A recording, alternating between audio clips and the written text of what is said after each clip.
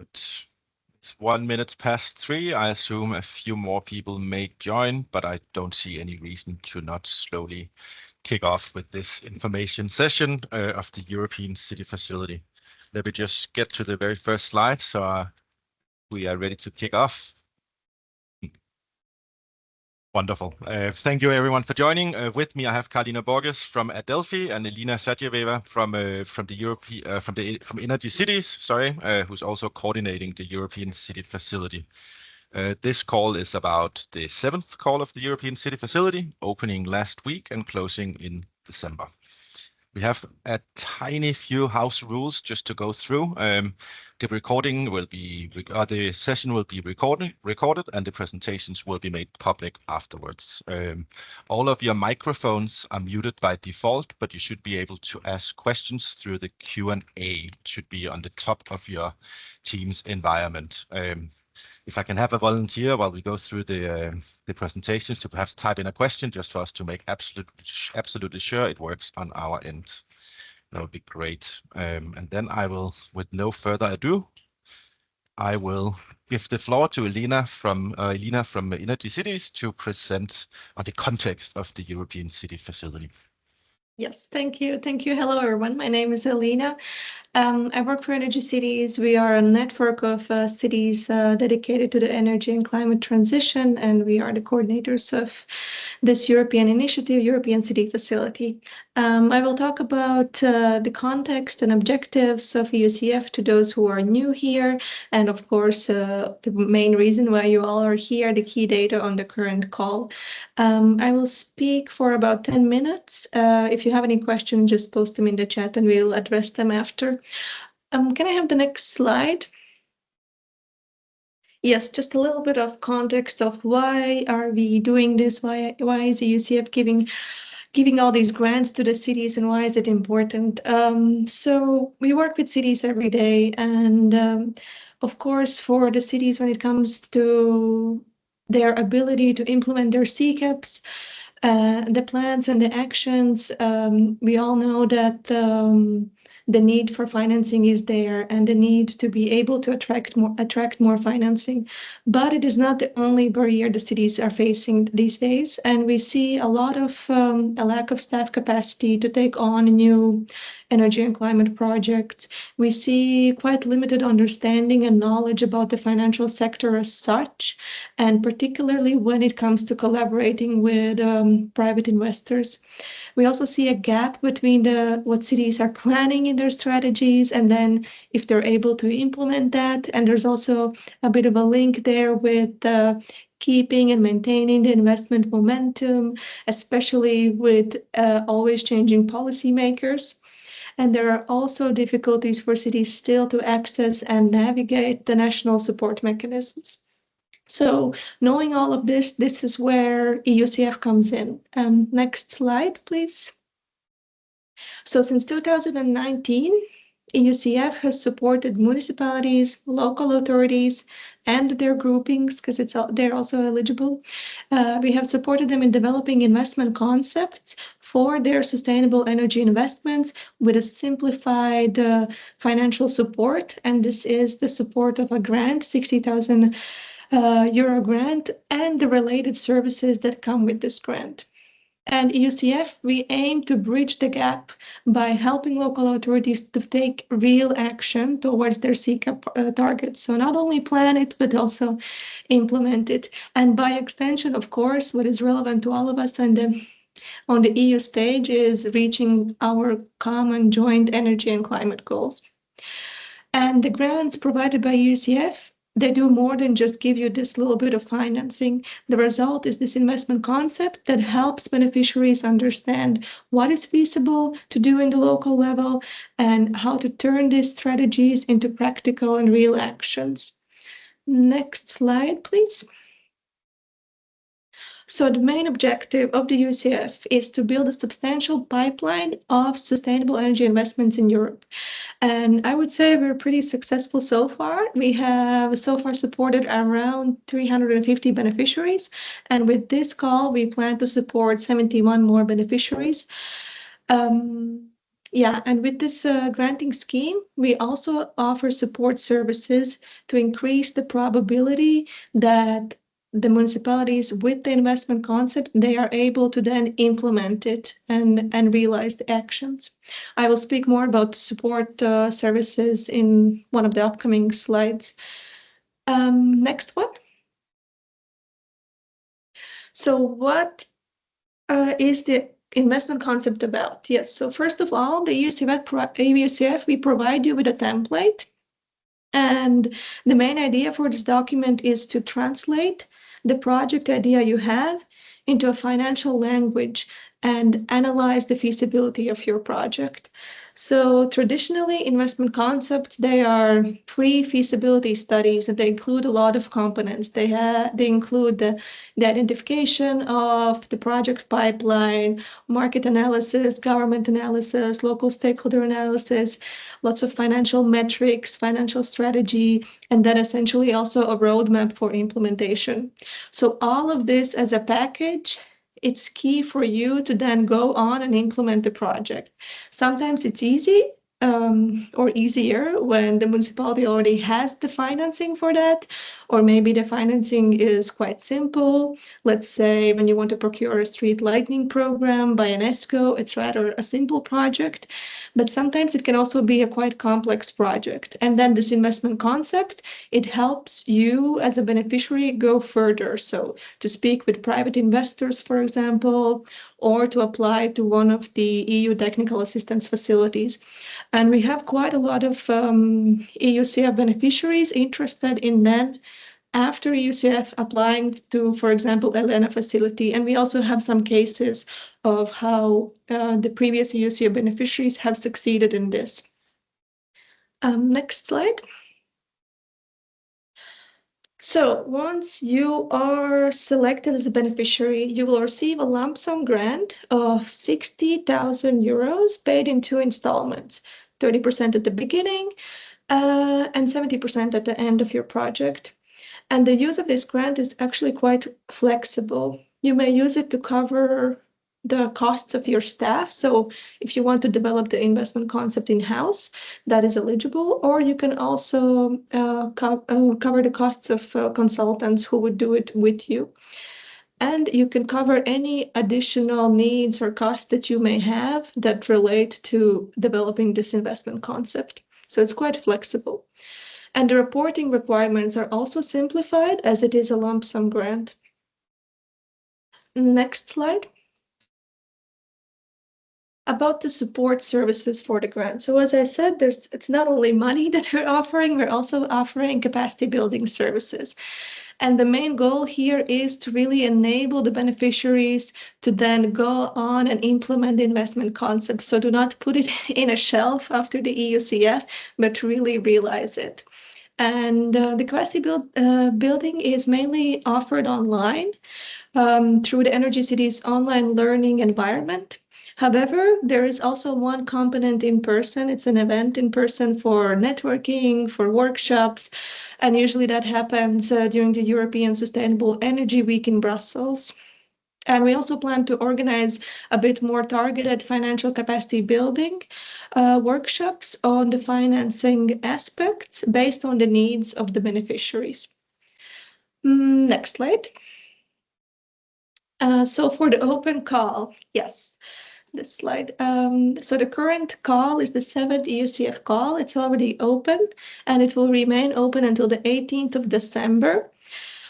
The only thing here important to note to those who already know about us and who are kind of part of the EUCF community, the call is open only for new beneficiaries. So if you have previously already received an EUCF grant, unfortunately, you will not be eligible, even if you apply with a new project. However, if your application was not selected in one of the previous calls, you can go right ahead and resubmit it for this call. Next slide, I think eligibility, yes. So who is eligible? All of the countries marked in blue are eligible, and our funding is divided in regions. So the applications are also then evaluated per region and not European-wide. This means that your application will then be in competition with the other applications from your region, not from the whole Europe. And next slide. This is the list of the countries eligible and the budget distribution by region. So in total, as I said, we aim to support 71 beneficiaries. The total budget is 4.26 million. That would be 29 beneficiaries from Central and Eastern Europe, 18 Nordic countries in Western Europe, and 24 from the Southern Europe. Next slide. What else? The support, yes. So even before the call opens and during the call and after the call, we always provide technical support to you. And that is both on European level and on national level. At European level, you may contact us. You can find the contact information on the website. And with that, you will reach either me or one of my teammates from the coordination team. But also, as you go on the website, there's a lot of useful resources there for you to first go through. We have a video tutorial on how to start an application. We have frequently asked questions section, and of course, we have the guidelines for applicants. So those are all important for you as you prepare to apply for the grant. On the national level, we have national hubs and country experts. National hubs, those are organizations in your countries that mainly do the promotion of the EUCF calls. And they are also organizing info sessions like this one, but in your local languages.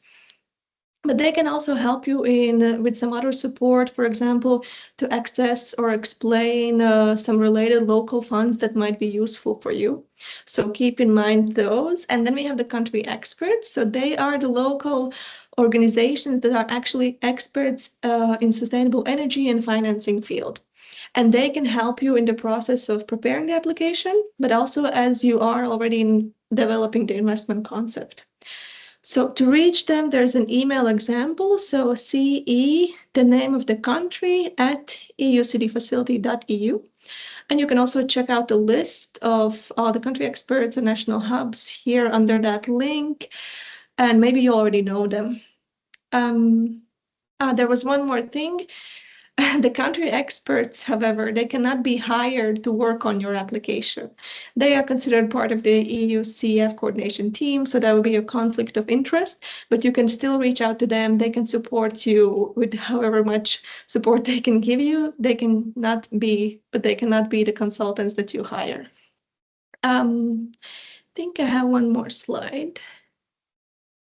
Yes, so about the national support, as I said, so we have the national help desk. This is very useful for you because this will be help provided to you in your local language, and they can help you guiding you as you draft your submission.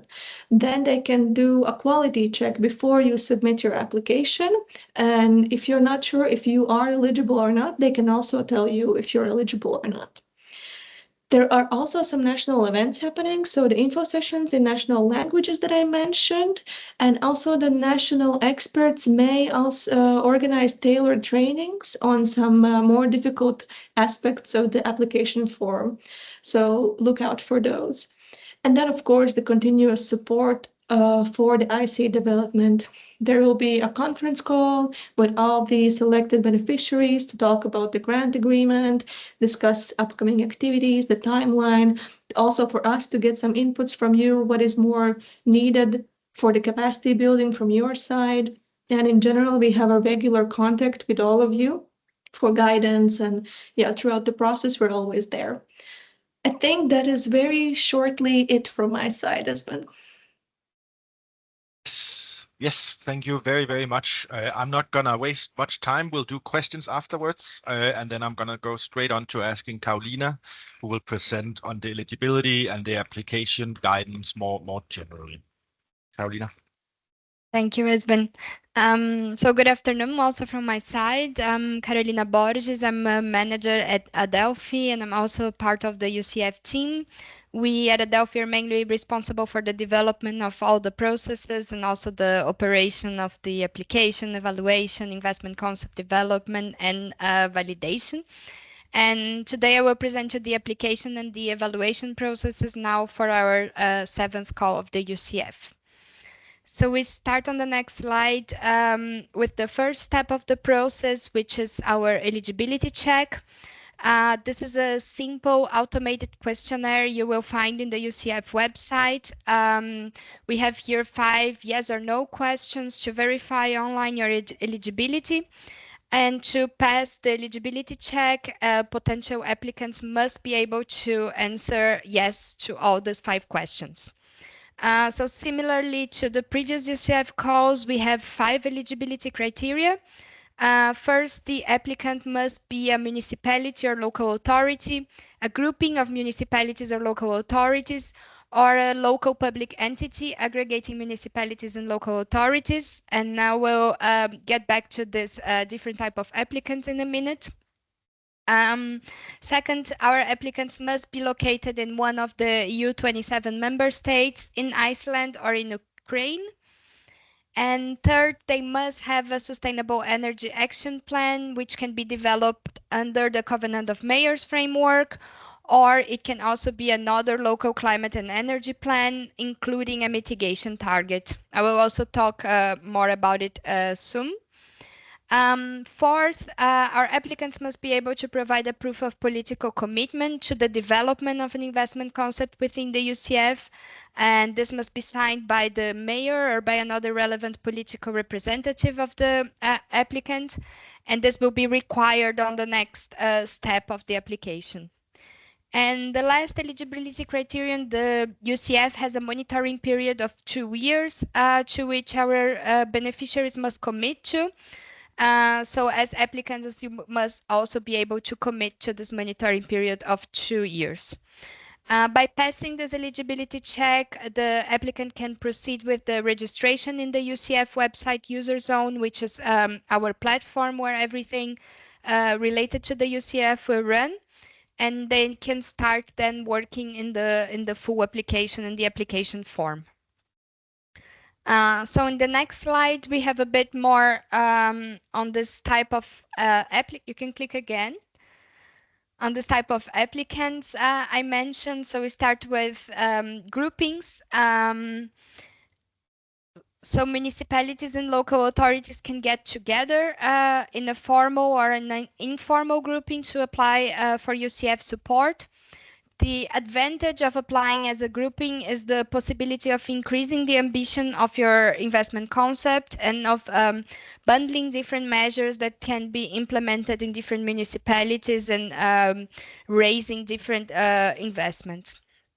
For grouping applications, all the municipalities in the grouping must be indicated in the application form, and a lead applicant among these municipalities must be identified.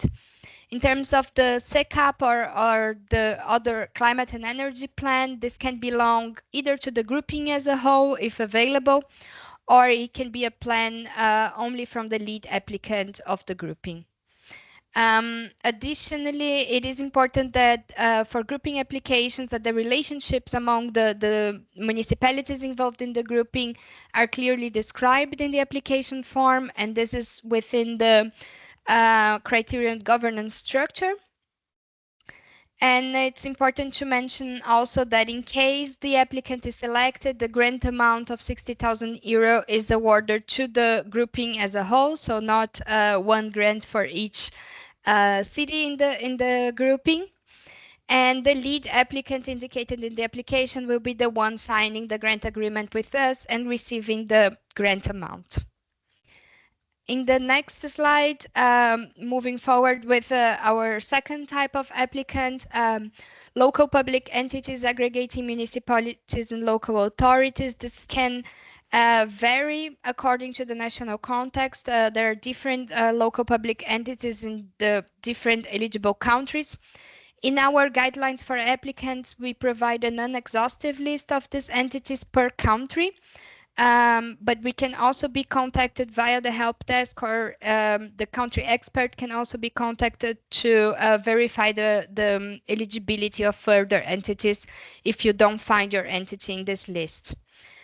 So this entity will include, for example, the Landkreise in Germany, metropoles in France, or áreas metropolitanas in Portugal, and these are just a few examples. To be eligible, these entities must have their own SECAP or their own climate and energy plan, and they must comply with these three criteria that you see in the blue box. So they must be recognized as a tier of local government by national law, with obligation for the municipalities to join. They must be composed by municipalities and local authorities, and they must have a specific political and administrative structure. And finally, these entities cannot apply to the EUCF as a grouping. They must also always apply individually. So in the next slide, now we start looking a bit more in detail into our application process. So as I mentioned, the first step of the application is the online eligibility check. And by answering positively to the 5 eligibility questions, applicants can register in the EUCF platform and start working on their applications. So the second step is the full application. The application consists of the application form and of 2 mandatory annexes that I will explain in a bit. The applications must be submitted until the closing of the call, and after that they are evaluated by a dedicated team of the EUCF. The applications with the highest scores in the evaluation process fitting the available budget for the call will be selected to receive our EUCF support and can start then the preparation and signature of the grant agreement. In the next slide, we will look a bit more in detail into the requirements of the application. As I mentioned, we have these 2 parts, the application form and the 2 mandatory documents that must be uploaded with it. The application form is divided into these 4 sections, which we are going to look more in detail soon. And the 2 mandatory supporting documents, which are the SECAP or other local climate and energy plan, including mitigation targets, and the letter of support to the development of the investment concept. This is the proof of political commitment that you must select having in the eligibility check. In the next slide, we have our 4 sections of the EUCF application form. And I'm going to go now section by section, giving you a bit of details of what kind of information you need to provide there. So the first section includes all the information required for the identification of the applicant. In the registration form for the platform, the applicant is required already to indicate the type of applicant. So whether it is a single municipality, a grouping of municipalities, or a local public entity. This cannot be changed afterwards, so you must select it correctly already in the registration form. And the application form will have some slight differences according to the type of applicant you selected. For municipalities and groupings of municipalities, for example, you are required to indicate their NUTS 3 and LAU code. This is according to the territorial classification of Eurostat. In our guidelines for applicants, you can access the table where these codes are provided by Eurostat. Local public entities, on the other hand, they do not have LAU codes, so they are required to indicate only the NUTS 3 code of the area where they are located and the tax identification number of the entity. The tax identification number is not required, though, for municipalities and for groupings. One point to pay attention in this section is the population size, as this will impact the evaluation of your investments and impact per capita. The population size should be indicated here as a full figure, so not in millions of inhabitants or thousands of inhabitants. Please provide really the full number of inhabitants of the municipality, of the grouping as a whole, so including all the municipalities or the local public entity. Then in the second section, we will have the political commitment of the applicant. First to mitigation targets, and here the SECAP or other climate and energy plan must be uploaded. And you must also fill a small table with some general information about the plan and the targets it includes. It's important here for us that you indicate the number of the page in the plan where we can find the mitigation target. So this can be verified by our evaluators, even if the plan is submitted in national language. I will also talk soon a little more about the requirements for the plan. Here you will also upload the letter of political support. We have a template for that, which can be downloaded in the website. And for local public entities, this section will also include an extra check of the 3 criteria I mentioned before. So here, local public entities must be able to check the 3 boxes for the criteria I presented. And yeah, this 3 boxes must be mandatorily checked for the application to be submitted. Finally, on the 3rd section, we will have really the information about your proposed investment concept. So here you will be required to describe the project you aim to develop within the EUCF and its objectives. You will be required to indicate the main targeted sector and the implementation period that you foresee, and describe the governance structure and the stakeholder engagement strategy for implementing this project. This section also includes a table where applicants are required to list the proposed measures, assign them the respective investment costs and impacts in energy savings, in renewable energy production, and in greenhouse gases emissions reduction. In our guidelines for applicants, you will find different examples of how this table can look like and what is expected from you in terms of the information to be provided in this table. So I really recommend that you have a look there. And last in this section, you will be required to describe the potential for replication and or upscaling of the proposed project.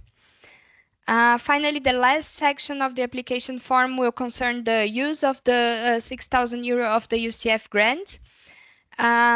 This is the only section concerning the grant in the application form. So section 3 is really aimed to look at your project and not at the EUCF grant.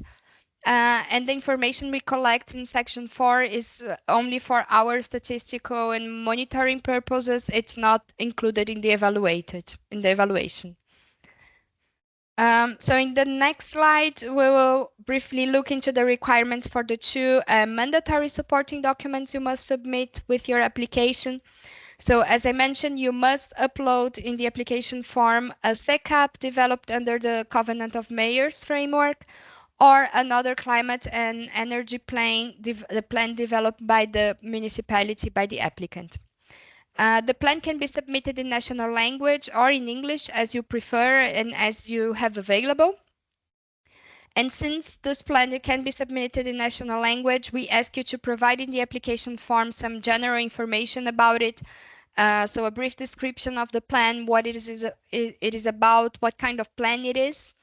And we also ask you to fill in a table at least one of the mitigation targets included in the plan.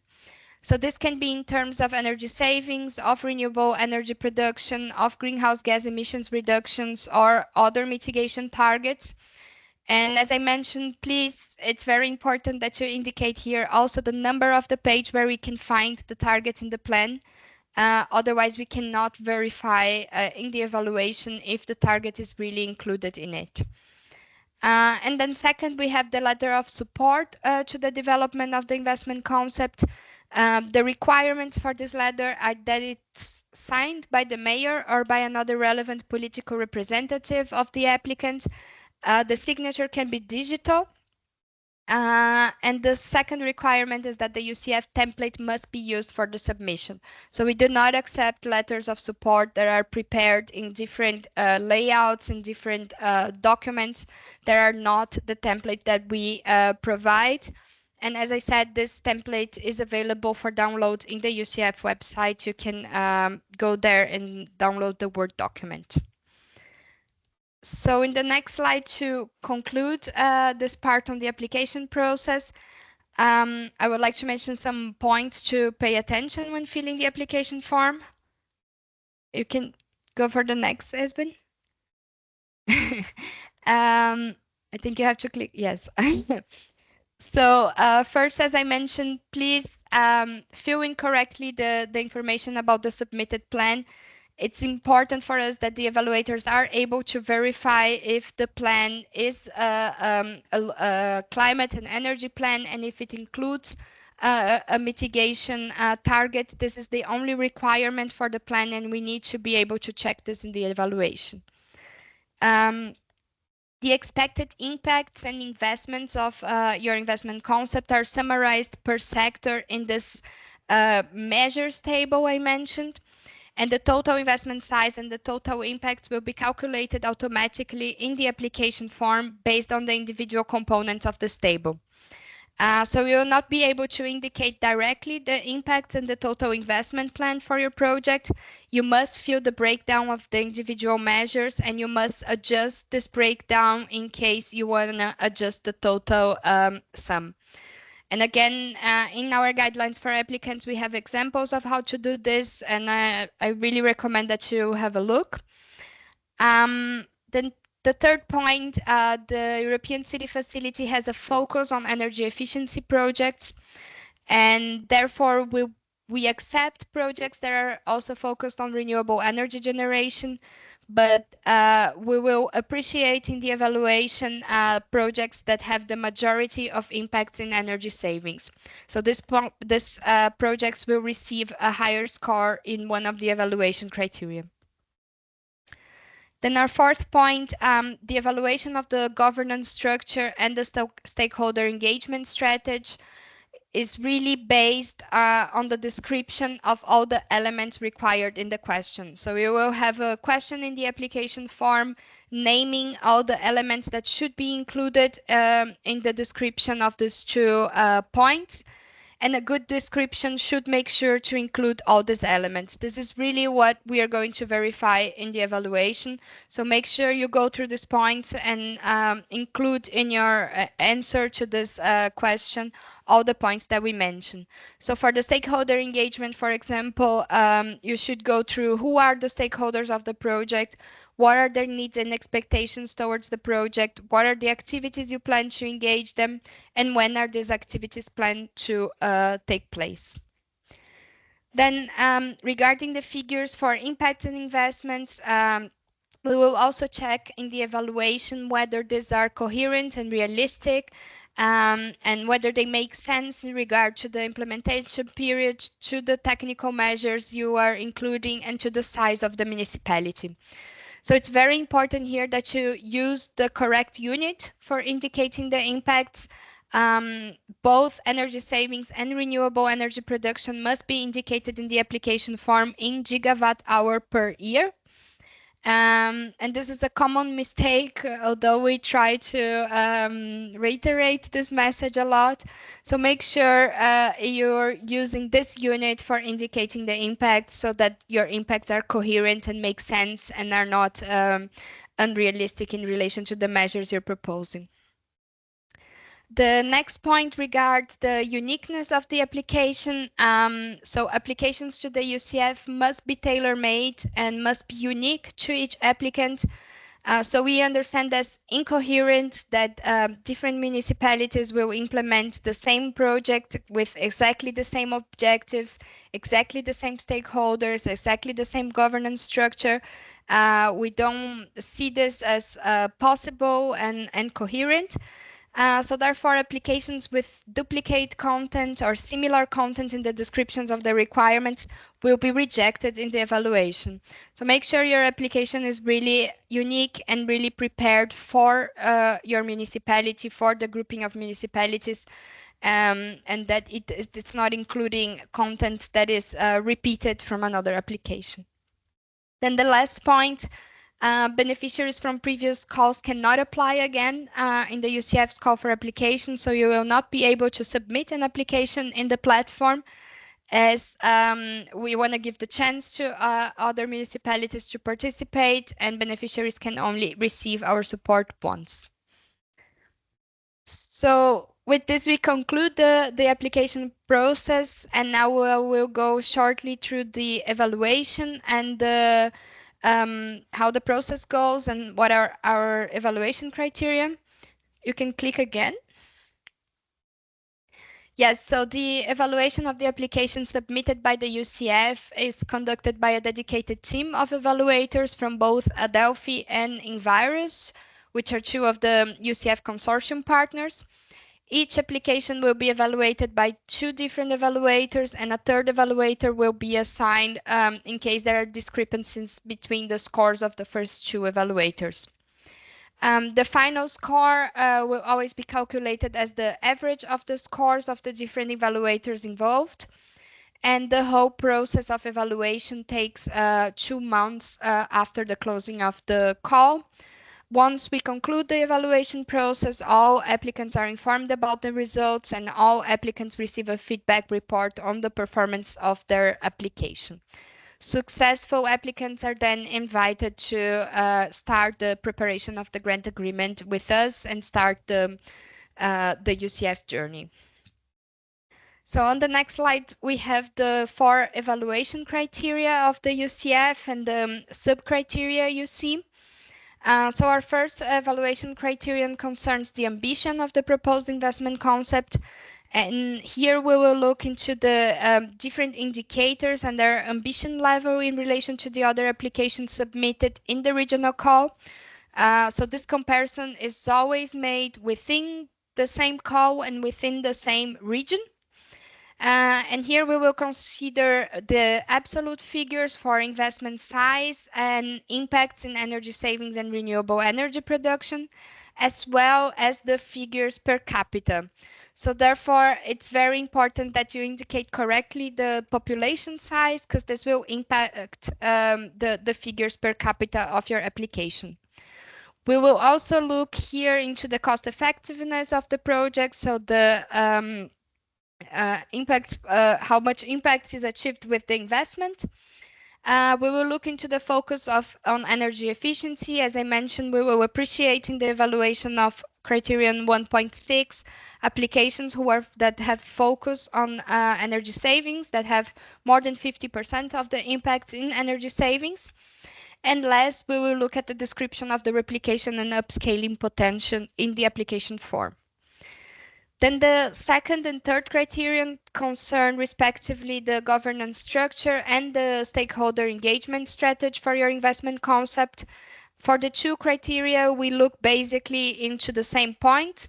So whether the description includes all the required elements, as I mentioned, they are listed in the application form. Make sure you address each of these elements. This is what is going to make a good evaluation of this criterion. And we will also look if the description is clear and understandable, and whether the proposed structure and the proposed strategy are appropriate for developing the investment concept.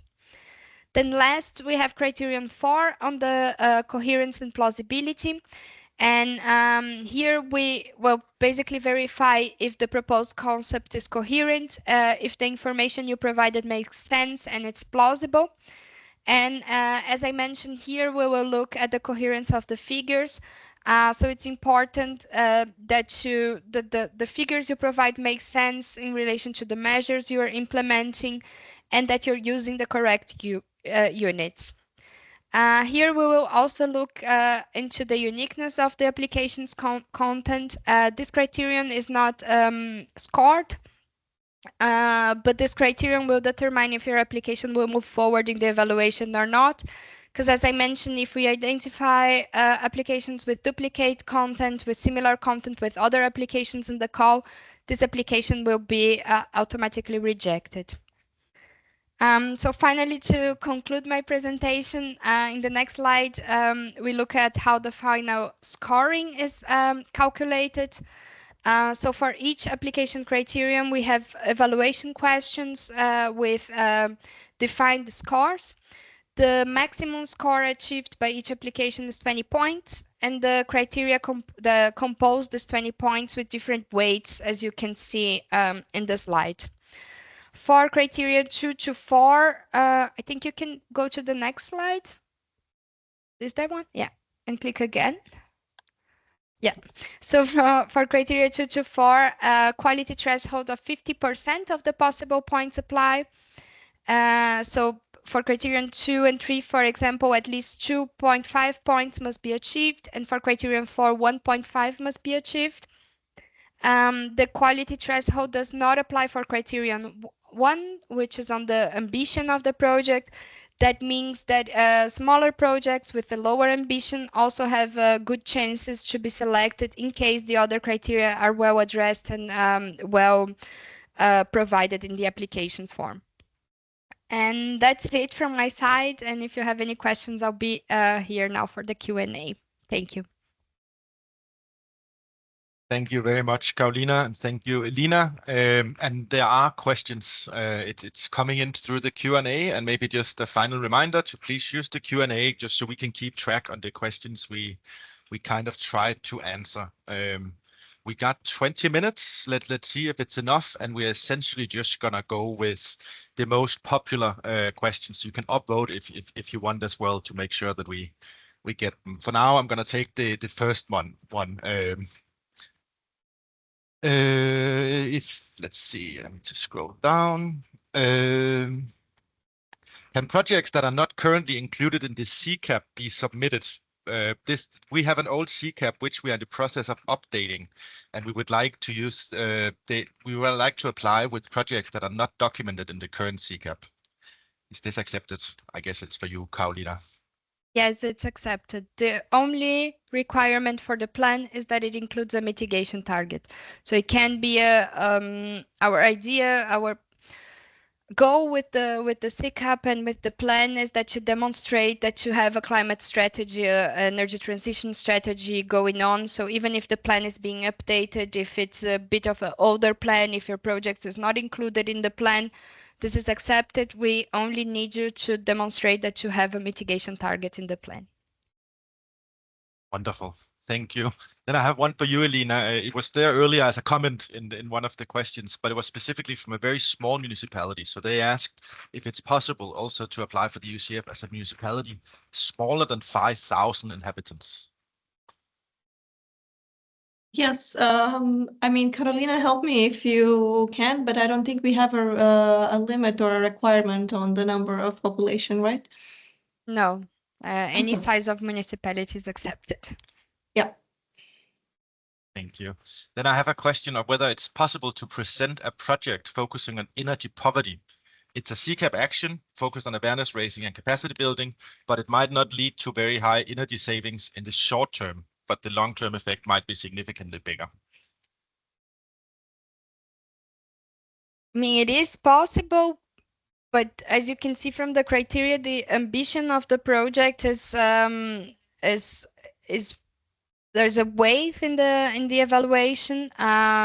So we do have projects with smaller energy savings, with smaller impacts that were selected in the previous calls. But my recommendation would be then to focus very well on how you will address the other criteria. And you need to have some impact. You need to be able to demonstrate some impact in energy savings or in generating renewable energy. Even if it's small, if you're able to demonstrate some impacts, that should be fine. Perfect. Thank you. I have a question here of whether cultural heritage institutions which are private and non-profit eligible can apply individually or in collaboration with the local authority. I guess the collaboration with the local authority is the question. Yeah, the applicant, as I said, the applicant, we need a letter of support of the mayor. So I think what you said has been the key is the collaboration with the local authority. The application must be made by the local authority. The other entity, even if non-profit, they can be associated to the project, they can support, but the application must come from the local authority. Thank you. I have a question here of whether an energy efficiency plan or a program for promotion of the use of energy from renewable energy sources and biofuels. I hope it made a little bit, I guess, a biofuel / renewable energy plan or an environmental protection program or integrated development plan which include specific mitigation goals, could be considered other climate or energy plans.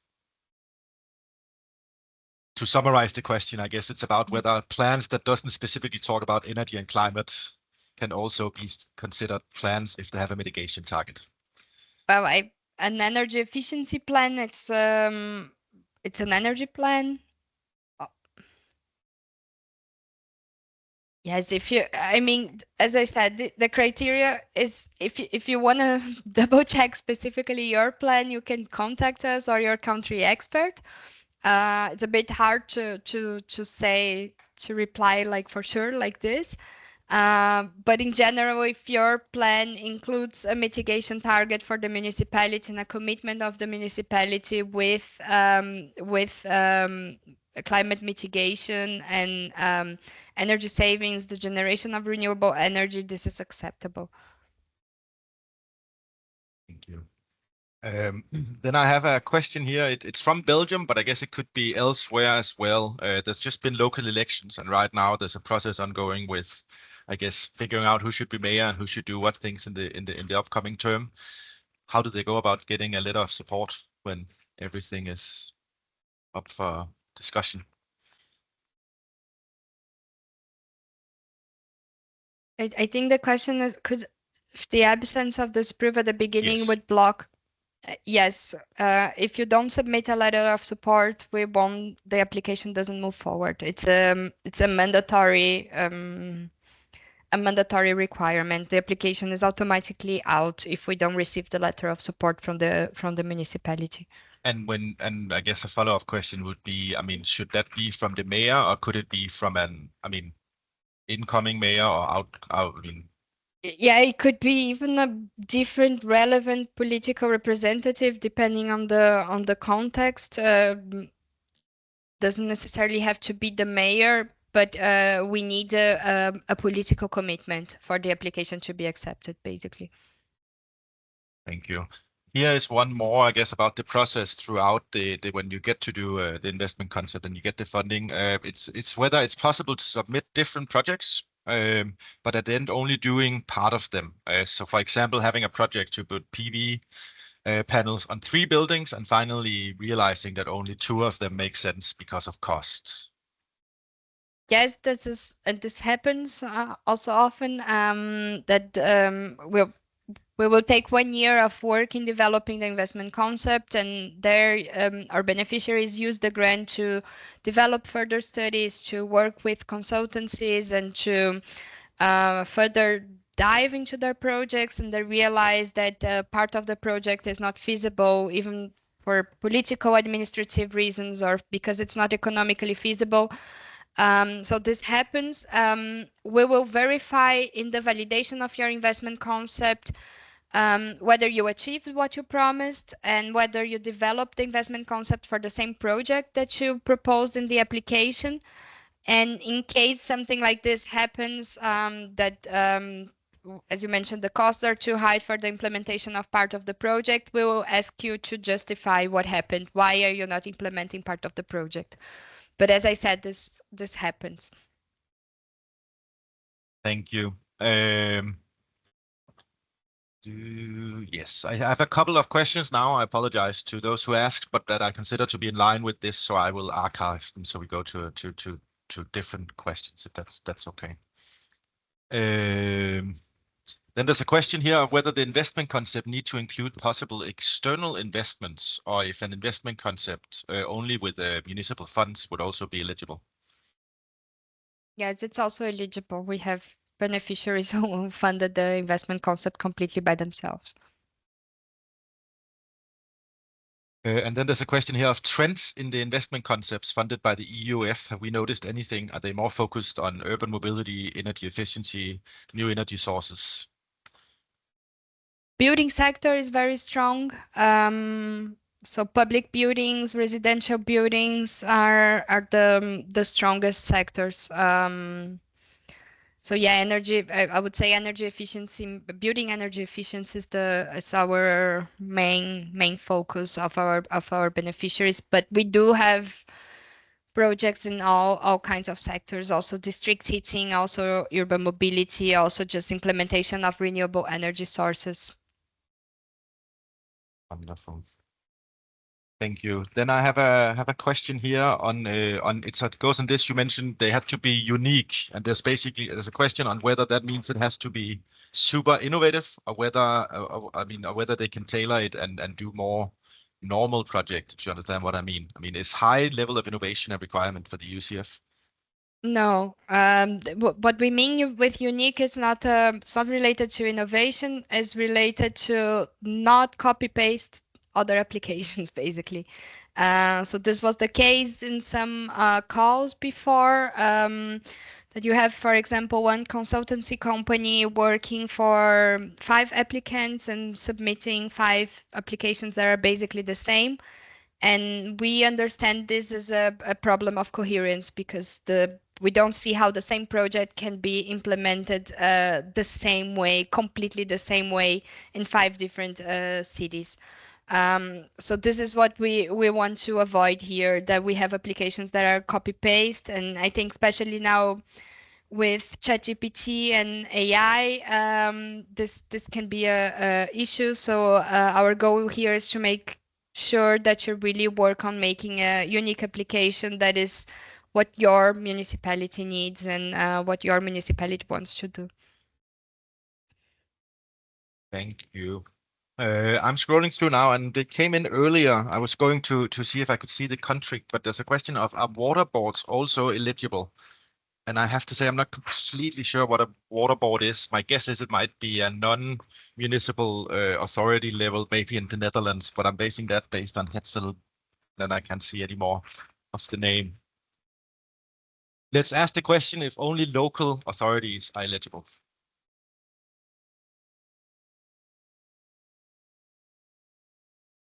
You mean in a sense of like regional authorities would you may want to look into the types of local public entities aggregating municipalities and local authorities, but otherwise only local authorities are eligible. If you're not feeding this kind of like metropole or metropolitan area criteria, then it's a no. Regional authorities in general are not eligible. But again, if you have specific case you want to check, you can write us via the help desk or ask the country expert who's more specialized even in the national context, and verify if the eligibility. Thank you. I'm being told in the Q&A that it is a local government, so it should be okay. Then I have a question for you, Elina. Will there be an 8th call? That's a very good question. Even I don't have the answer for that. We are hoping that we get more financing and we can continue the work, but I cannot confirm anything yet. Great. Then there's a question here of, what if a municipality does not have a sustainable energy and climate plan? Is it okay to just set some objectives in gigawatt hours per year in terms of energy saving in the framework of this project? No, we need a plan, because as I said, it's although we are very open with the criteria for the plan, that the requirements for the plan are very low. It's important for us to understand that you have a local strategy in place, that your municipality, that your local authorities has a background in working on energy and climate. So it's not you cannot set some goals for the UCF application. It must be some background strategy. Okay, thank you. We got a comment returning to the question of a letter of support, just asking whether they can do everything in the application system, wait until the final day, and then upload the letter of support when the mayor is ready to sign it. Yes. You can do anything up until the final day. I think it closes at 5 p.m. the application, if I'm correct. We suggest not to leave for the final day, because if you have any issues, we don't take anything after the closing of the call. But yeah, you can always go back to the application form and fill the information. You can save the information and not submit, and only when you submit, then you cannot change it anymore. Perfect, thank you. I go back now also to the comments, to the chat. There's 4 minutes left, and we should wrap up in time. But just a question of whether the letter of support can be translated, or whether that has to be in English. It has to be in English. It has to be using this template that we provide, which is in English. It's a very simple template, and yeah, this is the only requirement for it. It has to be in English and it has to be signed. And as I said, the signature can be digital also, so makes also a bit easier. I will do 2 final questions, and then we'll have to call it quits. If anyone shares a question, we'll try and get back to you individually, because we do have the names of this webinar. It's a question of whether it's if the money for the project has already been spent or committed, is it still eligible for the call? I guess the question is essentially whether you can apply for the call with existing and committed plans. I'm not quite sure if I understand the question. If the money, no, I kind of agree. The money You for the mean project if there's already an investment concept developed and now they want to finance it with the grant? That's how I read the question, yes. I would say no. Carolina, what do you say? I think it doesn't make sense, no? Because I think it's important to understand is that the 60,000 euro of the grant, they are not aimed to finance the project. They are aimed to finance the project preparation. So if you have started the project already and its development, then it doesn't make sense. Then the final question before I'll run down is whether a decision on funding the funded projects is that made based on total gigawatt hour reductions per year or per inhabitant. So basically asking whether bigger projects are more likely to get accepted in bigger places. It's one of the criterion. You can have a look in the guidelines for applicants. We have the specific scores per sub-criterion, but basically this scoring of the indicators of absolute investment size, of the impact per capita, they are a very small part of the total score. So we have projects with very little impacts that are still doing very well because they address the other criteria very well. So it's not a question of the biggest project is always selected. It's not, doesn't go in that direction, the evaluation. Perfect. Thank you. I'm going to catch one final question just to leave on a clean slate. Is it possible to use the funding for developing specific technical designs for the proposed project?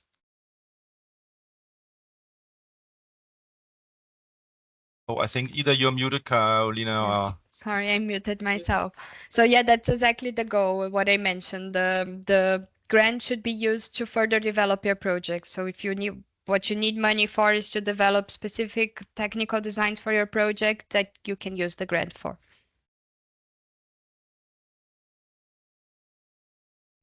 Perfect. Thank you.